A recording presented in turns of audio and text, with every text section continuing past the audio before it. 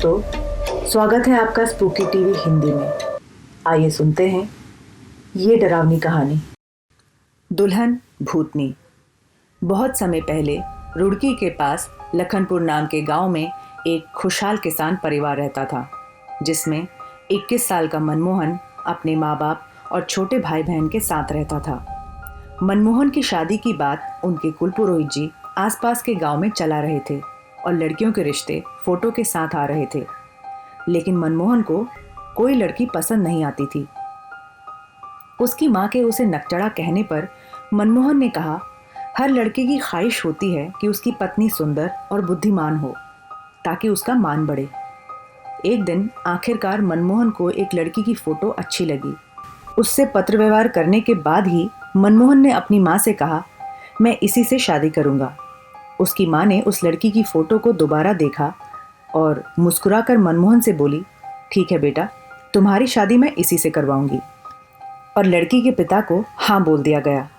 कुछ दिन बाद मनमोहन की शादी का दिन करीब आ गया और धीरे धीरे मेहमानों से घर भरने लगा।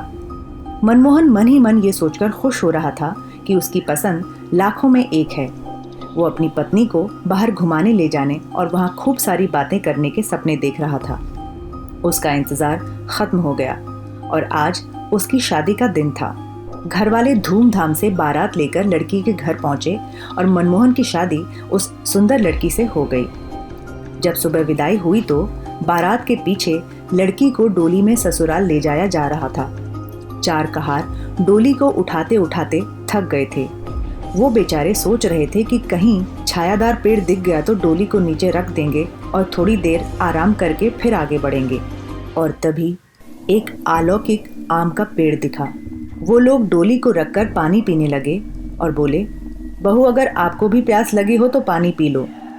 बहू कुछ नहीं बोली। चारों कहार सुस्ताने बैठे तो थोड़ी सी आंख लग गई। उस आम के पेड़ पर एक भूतनी रहती थी। लाल साड़ी में दुल्हन को सोता देखकर पेड़ की भूतनी नीचे उतरी और दुल्हन को मारकर उसके अंदर समा गई। वो डोली में आराम से बैठकर मुस्कुरा रही थी। दोपहर ढले डोली दुल्हन के ससुराल आ गई। जब रात हुई तो मनमोहन अपने कमरे में गया। जब वो अपने बिस्तर पर बैठकर घूंघट में बैठी दुल्हन से बातें कर रहा था, तभी उसे जोर से प्यास लगी। उसने कहा, मैं पानी लेकर आता हूँ। दुल्हन बोली, आप बैठो, मैं पानी देती हूँ। इतना कहकर उसने अपना हाथ लंबा करके बाहर रसोई के घड़े से पानी निकालकर उसे दे दिया। ये देखते ही मनमोहन के होश उड़ गए। वो बेहोश होकर जमीन पर गिर गया। थोड़ी देर बाद जब उसे होश आया तो उसने अपने सामने घूंघट में छुपी बैठी भूतनी को देख लिया और भागने की कोशिश करने लगा। तभी उस भूतनी ने कहा, आप भागो मत, मैं आपसे प्रेम करती हूँ तो आपको मारूंगी नहीं और आपके साथ भी नहीं रहूंगी। पिछले जन्म में मेरी शादी आपसे हुई थी, लेकिन गौने से पहले ही नदी में डूबकर मृत्यु हो गई। तब से मैं आपसे मिलने और अपनी अधूरी शादी को पूरा करने का इंतज़ार कर रही थी। मैं सुबह होते ही वापस उस आम के पेड़ पर चली जाऊंगी। मैं जानती हूँ आप एक सुंदर लड़की से ही शादी करना चाहते थे। अब क्योंकि आपने मेरा डरावना चेहरा देख लिया है तो मेरे साथ बिल्कुल नहीं रह पाओगे, लेकिन ये गाँव मेरा ससुराल जो हुआ, इसलिए अब ये हमेशा मेरी निगरानी में रहेगा।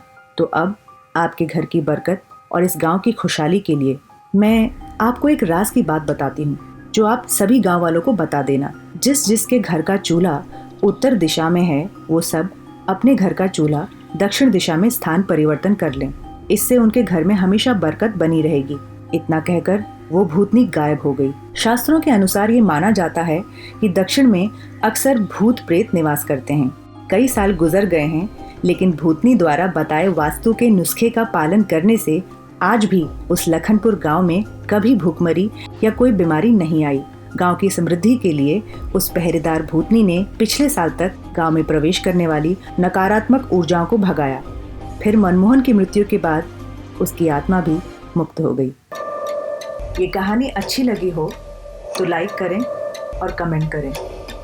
ऐसी ही डरावनी कहानियाँ सुनने के लिए सब्सक्राइब करें हमारा चैनल स्पूकी टीवी हिंदी। और हाँ, अगली कहानी के नोटिफिकेशन के लिए बेल बजाना ना भूलें। धन्यवाद।